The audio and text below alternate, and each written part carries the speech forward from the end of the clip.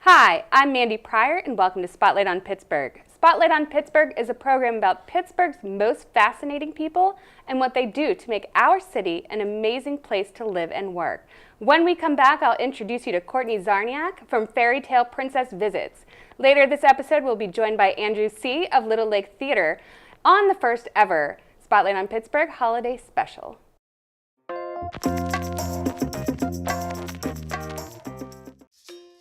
Parents sure have their hands full, and they could use an extra hand.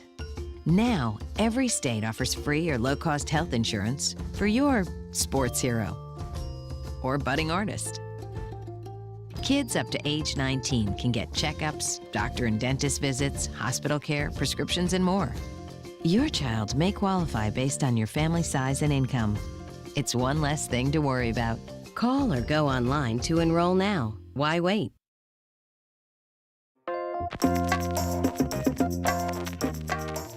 Hi, Courtney, and thanks so much for coming on the show today. Yeah, well, I'm excited to be here because you know I like you.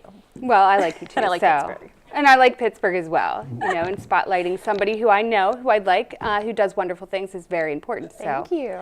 Can you tell me a little bit about Fairytale Princess Visits? I will get it. First of all, it's a mouthful. Second of all, so I mean, you could just say, oh, it's a princess company. That always kind of makes me go, because we work with theater professionals. We want to make sure it's not just a pretty girl in a pretty dress. It's a very theatrical, very authentic experience that even the adults are going to enjoy and be immersed in, and they do, and we love that. But it comes from a place of respect. We want to respect the initial stories that were written, eons ago. We want to respect the adaptations. We want to respect the parents who are giving their time and their money to a service, and we want to respect the children because they're really intelligent. So we want to give them something really, really authentic. And so, how did you get into this? Well, I was a singer-dancer at theme parks for probably about 15 years or so, 20 years. And when I came back to Pittsburgh, I was working in the arts like you do, and eventually people would say, hey, I have a little girl, do you know a Cinderella? And I would say, yeah, like I knew the Cinderella, would you like her number? And then suddenly people were coming to me. I really don't know how it happened. It was very happenstance. It was very something that fell into my lap, and I thought, okay, well, this is fun. And how much fun can that be to do it more? So I just wanted to embrace it and do the best version of it that we could provide. And you don't just do princesses either. No, we have about 40 different characters at this point. We live very much in the realm of anything that I personally geek out about. So I'm definitely not profit driven. I'm not, I'm probably a very, uncommon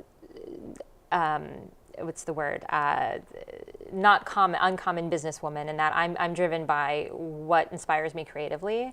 I'm inspired by storytelling. I'm inspired by meeting with these children who are so of the iPad generation that you want to bring something in that's old world, a little bit, absolutely. and bring that storytelling in. So we have 40 different characters ranging from mermaids to princesses to pirates to several different sort of whimsical-esque characters of both male and female persuasion, some science fiction as well. So, but yeah, we have lots of information on the website, which is pittsburghprincess.com. And in fact, we have a lot of holiday entertainment. We have the Polar Express conductor who goes out quite a bit this time of year. We have Christmas carolers. We have like a Susie Snowflake, which is we do a Nutcracker themed party for holiday events. Which which the girls that's typically mostly girls attending those, but it's a really fun, different thing to offer. And so, what can somebody expect if they're doing, say, a private party for their child's birthday or for a holiday party? What can they expect whenever you? The bare minimum is an hour's worth of entertainment, and we are going to, for that entire hour, run the show. I have 2 stepchildren, and they've been in my lives for 9 years, so since they were very small, and I can tell you from the mom's perspective, I know we're all kind of running in a hamster wheel, and we're all, I know. You're a mom. But as they get older, and they're doing so many more activities, and they're into things, you're in this hamster wheel of scheduling, and if I can come in or my team can come in and give you an hour of reprieve from that, everyone wants that perfect Pinterest party.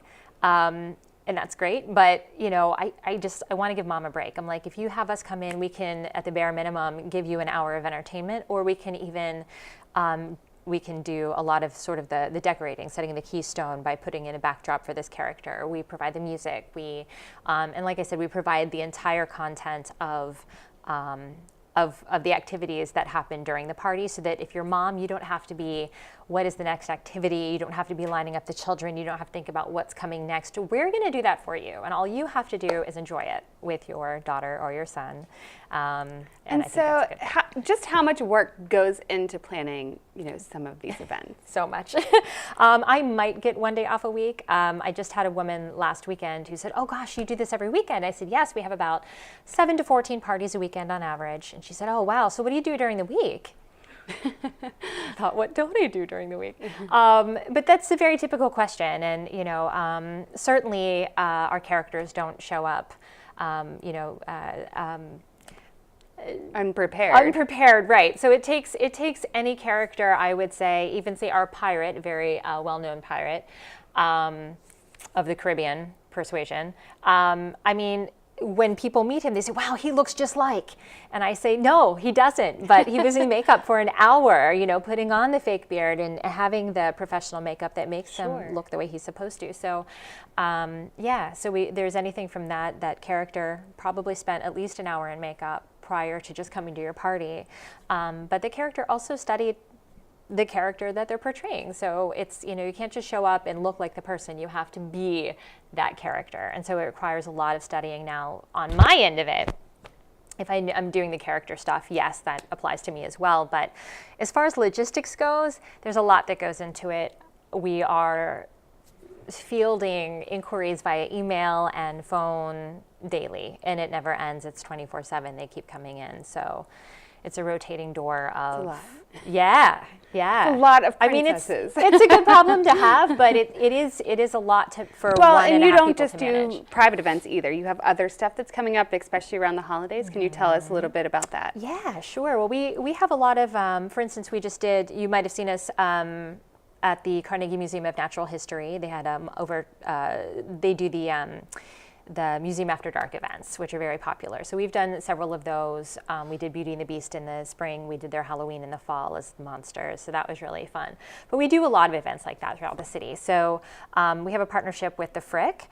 Our carolers will be caroling at Winter Fridays at the Frick, which was well received last year. I think it was their first year last year doing that. And it's such a lovely place to come, whether you're on a date or you're with small children, or it's just lovely. You can walk around the grounds of the Frick and they have beautiful lights, and you can tour the Clayton. And then, there's the sound of the carolers wafting through, and it's just a really cozy place to be. So we'll be there Fridays throughout November and December.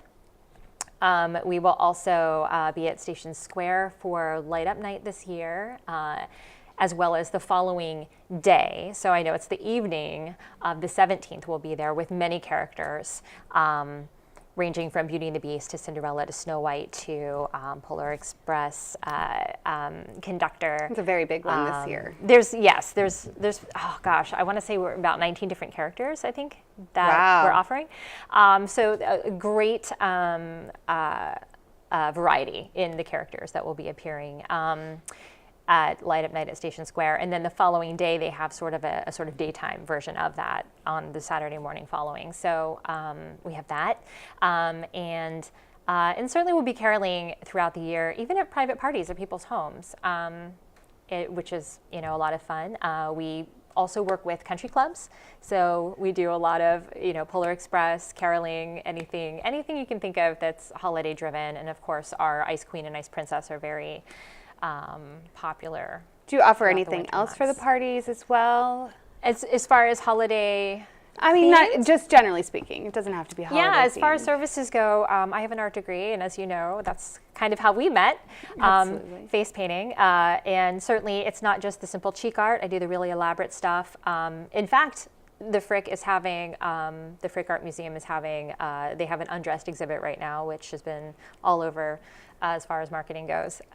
You may have seen it. But I have seen it. they're having a special event that's an evening event where I'll be actually body painting one of our actors who's a model, and I'll be body painting her in the style of one of their corsets that's in the exhibit. So that's something. So, but whether it's children's holiday, face art, or whether it's something more adult themed. Sophisticated, exactly, we do offer that as well. Mm-hmm. And is there anything else that I haven't talked about that I'm missing? Oh gosh, I don't think so. What's your favorite? What is your absolute favorite thing to do with either the princesses or the caroling, or generally speaking? Generally, honestly, I'm just here to spread positivity and make people smile. I mean, that's really it. Like I said, I'm not profit driven. I'm never going into anything, which makes me a very strange business person, like I said. But that's how much profit we can make is never my creative ignition. It's always, how much fun would that be? And so what I love is having this idea of how much fun would that be, and then going and spending a day with a family who just has the most fun time. And we treat them like our own family, and we really create great bonds with these families too, which is nice. And and then we make lifelong friends. So it's kind of a nice thing. And and we have a partnership with Beverly's Birthdays as well, helping provide birthday parties to children in Pittsburgh that are in group homes and shelters through Beverly's Birthdays organization. Oh, that's wonderful. Mm-hmm. Yeah. Well, Courtney, thank you so much. Yeah. Thank you. We'll be bringing you back out here in a little bit. Don't forget to find out the whole schedule and learn more about what Fairytale Princess Visits has to offer this season by visiting PittsburghPrincess.com. We'll be returning right after the break with the theatrical jewel of McMurray, the Little Lake Theater, with Managing Director Andrew Seay.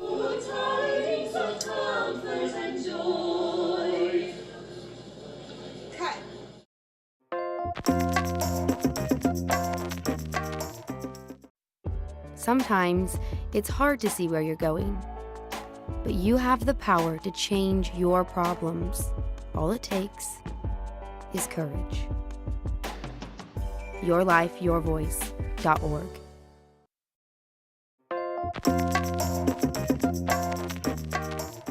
Hi, and welcome back. Andrew, so thankful to have you here. It's good to be here. What can you tell us about the Little Lake Theater and what's going on there this holiday season? Well, Little Lake itself has been around since 1949. We started, a man named Will Disney and his mother literally were driving down Route 19. They were looking for a place to create a theater and talked to a farmer who's named McDowell. We are now on McDowell Road. It's named after Mr. McDowell. Asked him if they could start a theater in his barn, and that's literally what happened. We still have the barn. We still use it for rehearsals and prop storage and set storage. That was the summer of 1949, and that takes us all the way to today.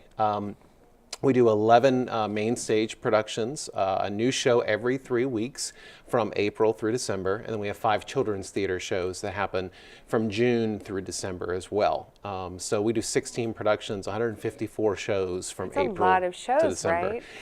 It's a lot of shows. A lot of rehearsals, a lot of late nights, I'm sure. Yeah. Luckily, I handle the business side, so I don't have as many of those late nights as all of our actors do. All of our actors are volunteers, so they commit their time and their effort, and their investment in the organization through that. So it's one of the wonderful things about being a community theater. We're a community theater with professional standards, so we try to have as much production quality and the best productions that we can have, but we're all community volunteers as actors, and it really is a wonderful, welcoming kind of family atmosphere place that people really love being at, both to come see shows and also to be part of them. So. And so you're relatively new there, correct? I just celebrated my 1-year anniversary earlier this week. Happy anniversary! Thank you. How's Thank you. So how's everything going? What's your favorite part of the role? It's been a really good year. Our attendance is up almost 11%, which is fantastic for this year. We've got 4 new grants this year, which is fantastic. We just heard about a grant from the Heinz Endowments for one of our shows next year. We'll be doing Shakespeare's Macbeth for the first time, and we received a $16,000 grant to really blow that production out of the water. It'll be our 70th anniversary. That's wonderful news. And so we're going to do the production. It includes performances in local parks that will be free and open to the general public. We'll have a couple student shows, so students from local high schools can come and see a performance of the play. And then we'll actually be taking some of the action of the show outdoors. So portions of the first part of the play will happen on different places on our campus. So the audience can kind of move from location to location and experience the open part of Macbeth in a whole new way. Yeah, it's going to be very interactive. And it's the first time we've done that show. And for something like Macbeth, which is a theater classic for over 400 some years, it's a big deal for us to do that. So that's been great. We are slowly announcing our 2018 season. We're kind of teasing it out as time goes on. Don't give it all away. Oh, I won't. But actually, in a couple weeks, you'll be able to see everything. If you follow us on Facebook, we do what's called the 12 Days of Little Lake. From December 1st through December 12th, we'll announce our 11 main stage shows, one a day, and highlight them. Talk about the show, why you would want to come. Is it a comedy? Is it a drama? Is it a farce? Is it a musical? We do a couple musicals every year. And then on the 12th day, last year we did kind of a recap video of that on Facebook Live, and we'll probably do something similar again this year. So we're slowly announcing that. If you'd like to come to one of our shows in the meantime, the season is up in the theater, but you have to come see a show to see it. So. We're doing The Crucible right now. We actually have a performance happening at this moment for high school students as we're taping. Right now. That's terrible. I feel bad having you here now. Oh, no. It's we're perfectly going to go. fine. No, I'm just kidding. So when is The Crucible? Is it playing through the end of December, or does it end whenever the 12 days of December? The Crucible ends in just another week or so. I'm blanking on the dates at the moment. It's November 18th is when it closes. Okay. And then we start our holiday shows. So we have 2 holiday shows this December. I'll do the more famous one first. It's called A Tuna Christmas. Now, when I started on the job, like tuna as in like canned tuna? Not quite. I'll explain a little bit because I had to ask that question too. A Tuna Christmas was the show that was mentioned to me by the audience before I even started on the job. It is the most requested show that we do ever. The audience requests it every year. It is set in the 3rd smallest town in Texas, is how it's described. And it features a cast of 2 people playing about 22 different characters, male and female. Wow. A Tuna Christmas itself centers on a Christmas card competition that one of the characters has won for 14 years running. But there's a lot of other zany and crazy subplots that happen in this. It's one of 4 plays that are set in Tuna, Texas. I have not seen this yet. It is very much a phenomenon with our audience. It's a very popular show. It was written earlier in the 2000s, and it was actually done as a command performance by the original cast of the White House for George W. Bush. So it was a very popular show.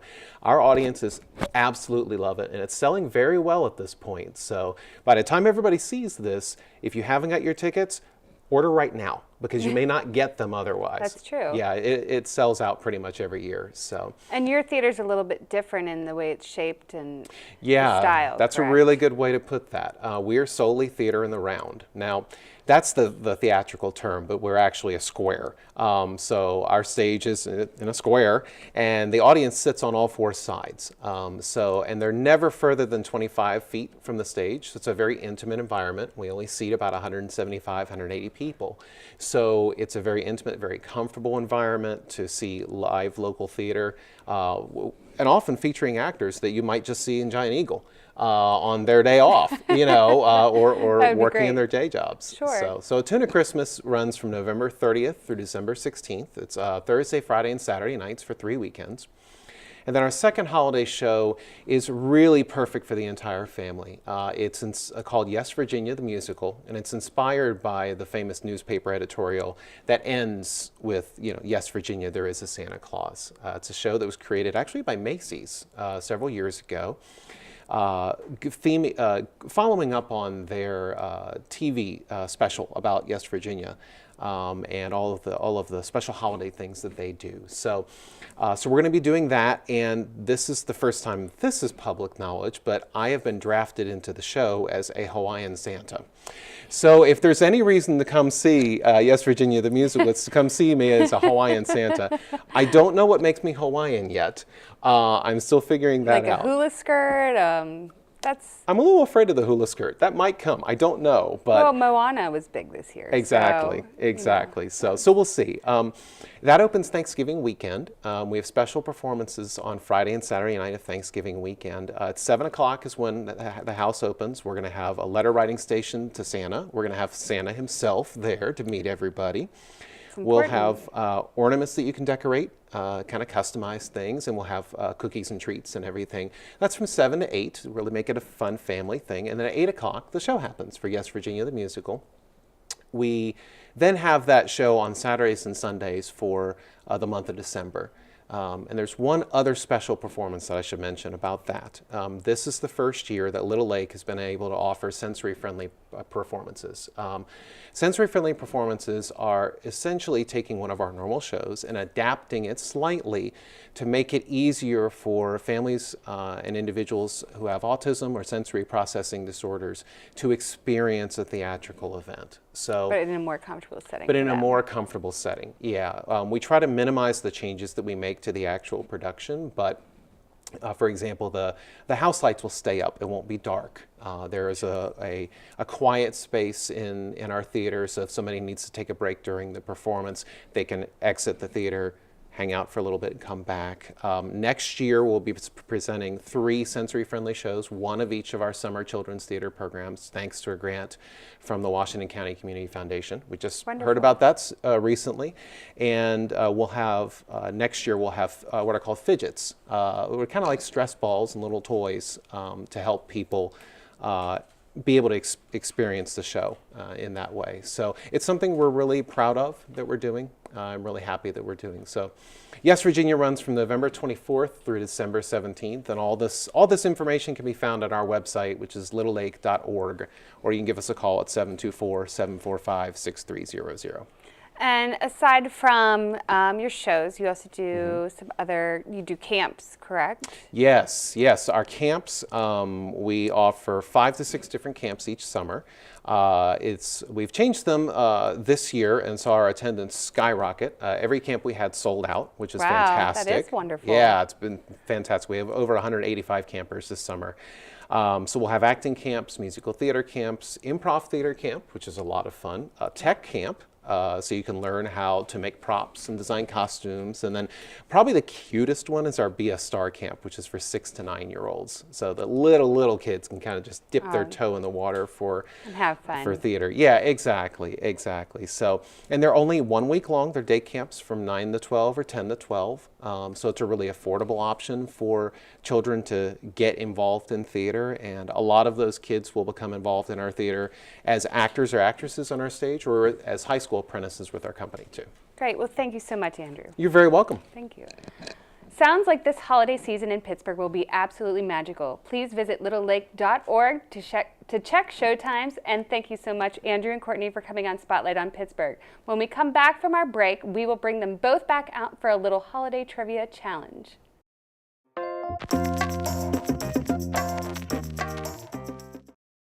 During reintegration, you go through the honeymoon stage, you come home and everything is great at first. When I came back, my wife and children were great, and all of a sudden, my wife goes to work, kids go to school, I'm by myself, and all I'm doing is thinking about my 43 soldiers. The room could be filled with people that I loved and cared about, and I'd be over here thinking about what happened in Iraq 3 months ago. You're almost like a stranger when you come back. Everything's different. You're kind of discombobulated. People were asking me how it was, but I got the sense they couldn't relate to what I had been through, so I just stopped talking about it. It made a tremendous difference in my life when I chose to get help.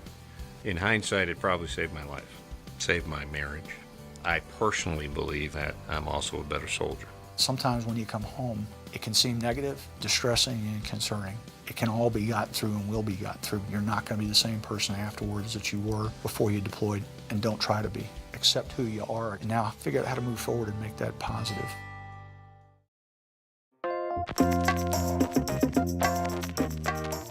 And welcome back to Spotlight on Pittsburgh. All right, it's my favorite time, which is our trivia challenge. And this week we have a holiday trivia challenge when it comes to movies.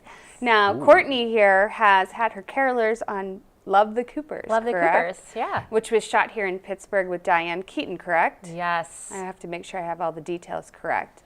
Now, Courtney, you were asking Andrew for a moment about the children's camps, correct? Yes. Yeah. Mm-hmm. And he was saying that they've changed everything up, and it's pretty exciting. So, yeah. We changed everything this past year. We used to offer two-week camps, and we switched them down just to 1 week camp. So it's a shorter time commitment, and we offer, so many different ones as I was talking about before. So it's an easy way, really, just to get your first experiences in theater. Yeah. And at a really accessible rate too. So that's great. So you guys are both helping so many kids out in the area and keeping them in with theater and princesses and all kinds of fun stuff that's, I think today in this world of digital everything, it's nice to give them a creative outlet. Imagination is so important. Yeah. And there's nothing like an actual live theatrical performance, right, which we both offer. You don't find the same thing just watching it on a screen. You really don't. It's a very different experience, and theater is one of those last places where we actually get together and have a joint experience, have a communal experience. Yes. And so I think that's important to preserve and to maintain everywhere we go. And not only that, from our standpoint, we're always saying, gosh, if there's one child in that group that feels like they want to grow up and be something creative, then we've done our job. Absolutely. For sure. Absolutely. All right, so this isn't theater as much because I didn't want to, I just didn't want to go that far because I knew you'd be too good at it. So I went with the screens, the silver screen. All right, this one's, I don't know. I thought everybody knew this movie, but I was brutally told that it was not true. So what movie has 10 separate holiday stories going on? Love Actually. I'm sorry. My favorite. Wow. It is my favorite too. I love that movie. I tried describing the other day about the posters dropping, and they were like, "What?" I'm like, "I don't know what's wrong." The music, everything. Watch that at home. You should. Yes. I haven't seen it before, believe it or not. Number 2, Polar Express. All right. How many voices did Tom Hanks cover in the movie Polar Express? Oh. I'm gonna guess 5. Courtney? The conductor. There's the scary guy on the roof. There's. 5 is a really good number. I'll say 3. The answer is 6, so you're very close. So you're 1 for 1. What movie was the highest grossing live action comedy of all time until 2011, and it was a holiday movie? Home Alone. Andrew's not got that one. That was quick. I didn't know you'd get it that quick. I agree. All right, this one's a little challenging. What movie was set in New York City, had a toy department, an apartment, or a toy store, an apartment, and a prison set in a psychiatric hospital? So it was actually staged in a psychiatric hospital. Oh, but it wasn't in the, wasn't Miracle on 34th Street, was it? No, it was more recent. Elf?